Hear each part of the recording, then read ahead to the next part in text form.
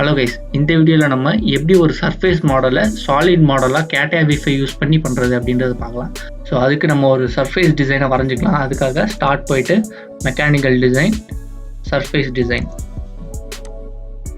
உள்ளே போயிட்டு ஏதாவது ஒரு ப்ரொஃபைல் வரைஞ்சிக்கலாம்.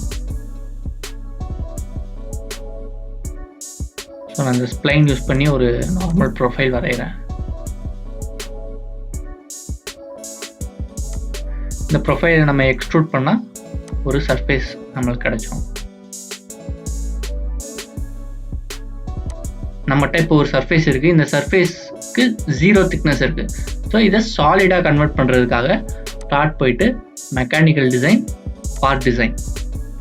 ஒரு சர்ஃபேஸை சாலிடாக கன்வெர்ட் பண்ணுறதுக்கு 2 ஆப்ஷன்ஸ் கொடுத்துருக்காங்க. இதில் சர்ஃபேஸ் பேஸ்டு ஃபீச்சர்ஸில் போனீங்கன்னா ஒன்று திக் சர்ஃபேஸ், இன்னொன்று க்ளோஸ் சர்ஃபேஸ். திக் சர்ஃபேஸ் அப்படின்னா என்னென்னா, ஒரு சர்ஃபேஸ்க்கு ஜஸ்ட் ஒரு திக்னஸ் மட்டும் கொடுக்கறதுக்காக யூஸ் பண்ணுற டூல் தான் திக் சர்ஃபேஸ். ஸோ அந்த திக் சர்ஃபேஸ் டெஃபினிஷன் டூலை யூஸ் பண்ணி நீங்கள் ஆப்ஜெக்டை செலக்ட் பண்ணிக்கணும்.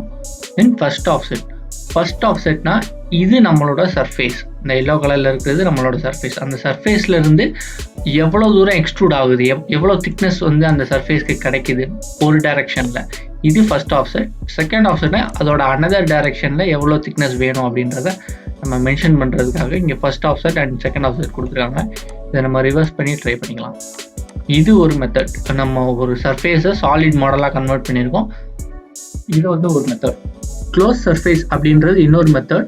க்ளோஸ் சர்ஃபேஸ் அப்படின்னா என்னென்னா, ஒரு க்ளோஸ்டாக இருக்க சர்ஃபேஸ் உள்ள சாலிடாக மாற்றுறது, அதான் க்ளோஸ் சர்ஃபேஸ். அதுக்கான ஒரு எக்ஸாம்பிள் பார்க்கலாம். இதை டெலீட் பண்ணிக்கலாம் நம்ம.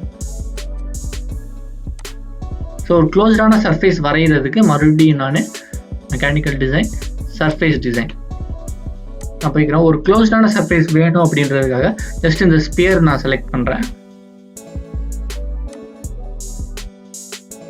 ஜஸ்ட் இது கொடுத்துட்டு என்னோட சென்டரை நான் மென்ஷன் பண்ணணும். Create point,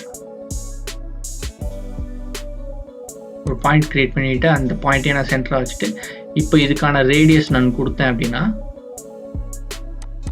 okay. ஸோ இந்த ஸ்பியர் க்ளோஸ்டாக இருக்குது. இதுக்குள்ளே எதுவுமே இல்லை. இந்த ஸ்பியர் ஜஸ்ட் ஒரு ஷேப் தான், இதுக்குள்ளே எதுவுமே இல்லை. இப்போ என்ன பண்ண போகிறோம்னா, அதுக்குள்ளே சாலிடாக மாற்ற போகிறோம். அதுக்காக ஸ்டார்ட் போயிட்டு மெக்கானிக்கல் டிசைன், பார்ட் டிசைன். இப்போ நான் திக் சர்ஃபேஸ்க்கும் க்ளோஸ் சர்ஃபேஸ்க்கும் இருக்க டிஃப்ரென்ஸ் காமிக்கிறேன்.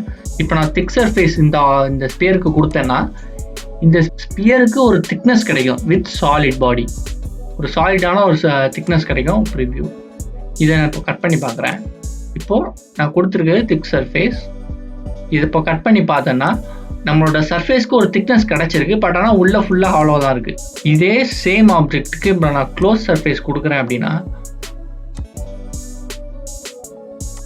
உள்ளே ஃபுல்லாக க்ளோஸ்டாக இருக்கும். இதை நீங்கள் கட் பண்ணி பார்த்தீங்கன்னா தெரியும். உள்ளே ஃபுல்லாக நம்மளுக்கு சாலிட் ஆப்ஜெக்ட், உள்ளே ஃபுல்லாக சாலிடாக மாறிடுச்சு. இதுவே நீங்கள் திக் சர்ஃபேஸ் கொடுத்தீங்க அப்படின்னா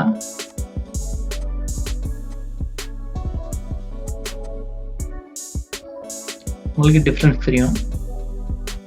உள்ள ஹாலோவாக இருக்கும்.